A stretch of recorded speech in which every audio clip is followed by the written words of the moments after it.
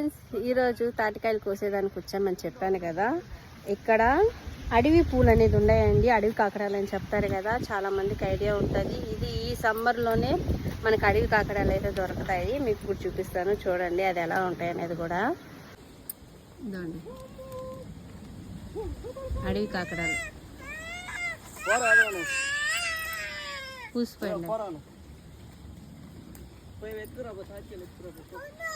ఇది మొగ్గలా ఉంటుంది. పూలు చూసారా, దీని కొమ్మ అయితే ఇది కొమ్మ, ఇదంతా అడవి చెట్టే, అడవి కాకడాలు.